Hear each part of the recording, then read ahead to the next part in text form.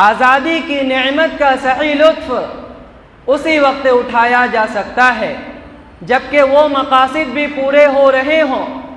جو ملک کی فلاح و بہبود کے واسطے لائحہ عمل کے طور پر متعین کیے گئے تھے۔ اگر کہیں پر ایسا کیا جا رہا ہو کہ آزادی کے اغراض و مقاصد پس پشت ڈال کر آزادی کا دن منایا جا رہا ہو اور اس کی آمد پر خوشی و مسرت، کیف و سرور کا اہتمام کیا جا رہا ہو تو ہم بجا طور سے یہ کہہ سکتے ہیں اور کہیں گے کہ یہ خوشی ادھوری اور یہ مسرت ناتمام ہے۔ محترم حضرات،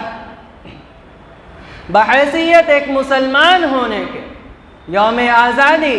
ہمارے نزدیک دو پہلوؤں کا حامل ہے۔ اس میں سے ایک پہلو تو وہ جو عام لوگوں یعنی ہندوستان کے سبھی فرقوں، گروہوں اور مذہب کے ماننے والوں کے لیے، اور دوسرا پہلو خاص طور سے اسلامی اعتبار سے ہے۔ آج 15 اگست یعنی یوم آزادی کے موقع پر بہتر ہے کہ ان دونوں رخوں اور دونوں پہلوؤں کو اجاگر کیا جائے اور ان دونوں کے متعلق گفتگو کی جائے۔ جہاں تک مسلمانوں سے متعلق پہلو کا سوال ہے تو ہم اس کو دو حصوں میں تقسیم کر سکتے ہیں۔ ایک یہ کہ اسلام کے اندر آزادی کا کیا مقام و مرتبہ ہے، اور دوسرے یہ کہ ہندوستان کے مسلمانوں نے ہندوستان کی آزادی کی جد و جہد میں کیا حصہ لیا اور انہوں نے کیا کچھ قربانیاں پیش کی۔ اور دوسرا پہلو وہ جو سب سے متعلق ہے، ہر ہندوستانی سے متعلق ہے، وہ یہ ہے کہ آزادی کے اغراض و مقاصد پورے ہو رہے ہیں یا نہیں۔ محترم حضرات،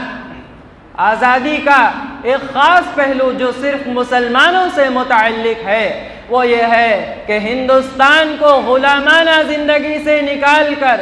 آزادی کی زندگی عطا کرنے میں ہندوستان کے مسلمانوں کا کیا رول رہا ہے، انہوں نے اس سلسلے میں کیا کارنامے انجام دیے ہیں اور آزادی ہند کی خاطر ان کی کیا خدمات رہی ہیں، تو بلا جھجک یہ بات ہم کہہ سکتے ہیں کہ ہندوستان کی آزادی کی خاطر ہندوستان کے مسلمانوں نے بڑا سرگرم حصہ لیا، بہت قربانیاں دیں، جان و مال ہر طرح سے تج کر ملک کی آزادی کے خاطر اپنا تن من دھن لگا دیا، آزادی وطن کی خاطر جیلوں کی ہوائیں کھائیں، آزادی ہند کی خاطر اپنے جانوں پر کھیل گئے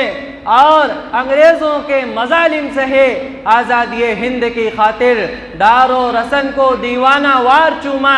سولی اور پھانسی کے پھندے ان کے حوصلوں کو پست نہ کر سکے، ان کے ولولے انگریزوں کے پیہم مظالم سے سرد ہو جانے کے بجائے روز بروز بڑھتے رہے، انگریزوں کا جور و استبداد، جیل اور قید و بند کی قسم پرسیاں،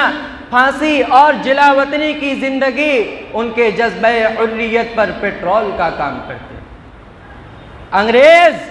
ان آزادی کے متوالوں کے جسم پر تو قابو پا سکتے تھے مگر ان کی روحیں ان کی دسترس سے باہر تھیں، وہ ان کے دل و دماغ تک کیسے رسائی حاصل کر سکتے تھے جہاں وطن پر مر مٹنے اور وطن کو انگریزوں کے پنجے استبداد سے رہائی دلانے کے لیے جذبات موجزن تھے،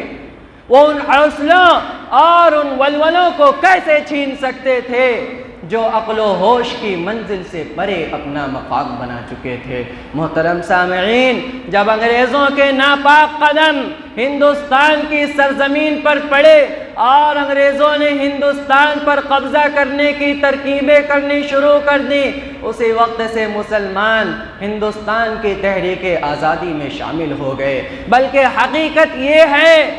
کہ جنگ آزادی کی قیادت ان علماء کرام نے کی جو ایک طرف رات کی تاریکیوں میں زاہد شب بیدار تھے تو دوسری طرف دن کے اجالے میں مجاہد اور غازی اسلام۔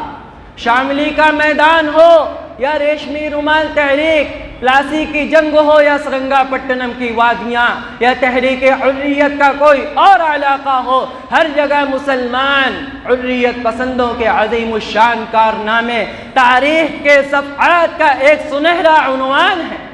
اسیر مالٹا حضرت شیخ الہند رحمۃ اللہ علیہ کی ریشمی رومال تحریک، حضرت مولانا حسین احمد مدنی رحمۃ اللہ علیہ، حضرت مولانا عبید اللہ سندھی رحمۃ اللہ علیہ، حضرت مولانا محمد علی جوہر رحمۃ اللہ علیہ، حضرت مولانا ابو الکلام آزاد رحمۃ اللہ علیہ، جہاد آزادی کے یہ وہ روشن ستارے ہیں جو آسمان جہد آزادی پر ہمیشہ چمکتے دمکتے رہیں گے۔ محترم حضرات، ہندوستان کے مسلمانوں نے اپنے خون جگر سے اس گلشن ہند کو سیراب کیا ہے۔ ہندوستان کے پتے پتے پر مسلمانوں کے روشن کارنامے درج ہیں۔ پتا پتا بوٹا بوٹا حال ہمارا جانے ہے، جانے نہ جانے گل ہی نہ جانے باغ تو سارا جانے ہے۔ محترم سامعین، یوم آزادی کا دوسرا پہلو جو ہر شہری سے، ہر ہندوستانی سے متعلق ہے، وہ یہ کہ خواہ وہ ہندو ہو یا مسلم ہو، سکھ ہو یا عیسائی ہو یا کسی اور مذہب کا ماننے والا ہندوستانی ہو، حقیقت تو یہ ہے کہ یوم آزادی ہم سب کے لیے یوم احتساب ہے۔ آج کے دن ہمیں یہ سوچنا چاہیے کہ ہندوستان کی خاطر ہمارے بڑوں نے، ہمارے بزرگوں نے جو خواب دیکھے تھے وہ خواب پورے ہو رہے ہیں یا نہیں۔ یہ بات تو بہرحال غلط ہے کہ ہمارے ملک نے اپنے مستقبل کی طرف کوئی پیش رفت نہیں کی۔ مستقبل کے تعلق سے مجاہدین آزادی نے جو خواب دیکھے تھے وہ خواب ادھورے رہ گئے، لیکن اسی کے ساتھ ہم کو عروج و ترقی کی کسی بھی منزل کو آخری منزل نہیں سمجھنا چاہیے، بلکہ حالات کا مردانہ وار مقابلہ کرتے ہوئے کامیابیوں اور کامرانیوں کی نئی وسعتیں تلاش کرتے رہنا چاہیے۔ جس طرح آزادی ہند کی خاطر ہندو مسلم سبھی نے برابر کا حصہ لیا، سبھی نے شانہ بشانہ کھڑے ہو کر ہندوستان کی آزادی کے خاطر جنگ لڑی، آج کے پیش آمدہ مسائل کو بھی اسی طریقے سے، اسی روشن مثالوں سے اپنے سینوں کو منور کر کے حل کیا جا سکتا ہے۔ آج کی جنگ کو جیتنے کے لیے بھی اسی اتحاد و اتفاق کی ضرورت ہے۔ اس قوم کو شمشیر کی حاجت نہیں رہتی، اس قوم کو شمشیر کی حاجت نہیں رہتی ہو جس کے جوانوں کی خودی صورت فولاد۔ السلام علیکم ورحمۃ اللہ۔